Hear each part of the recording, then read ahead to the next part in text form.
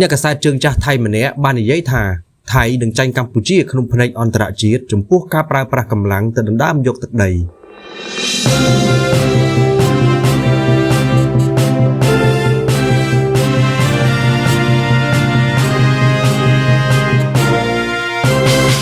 អ្នកកសែតជើងចាស់របស់ថៃម្នាក់ចេញសារព្រមានថាថៃនឹងចាញ់កម្ពុជាក្នុងផ្នែកអន្តរជាតិចំពោះការប្រើប្រាស់កម្លាំងទៅដណ្ដើមយកទឹកដី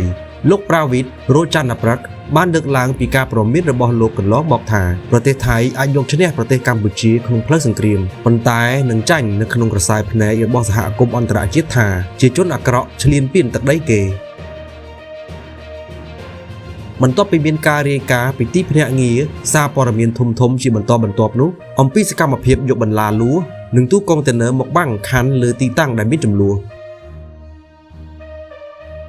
យោងតាមការបង្ហោះលើបណ្ដាញសង្គម Facebook កាលពីថ្ងៃទី1ខែមករាឆ្នាំ2026លោកប្រាវិតបង្ហាញពីការកត់សម្គាល់របស់លោកថាប្រទេសថៃត្រូវបានគេមើលឃើញថាជាអ្នកឈ្លានពាននិងជាជនអាក្រក់នេះគឺជាឧទាហរណ៍នៃការផ្សាយព័ត៌មានពី Al Jazeera ដែលជាបណ្ដាញព័ត៌មានទូរទស្សន៍ធំទាំង3របស់ពិភពលោកដែលផ្សាយចេញជាភាសាអង់គ្លេសបានមើលទូទាំងពិភពលោកដែលក្នុងចំណោម2ផ្សេងទៀតគឺ CNN និង BBC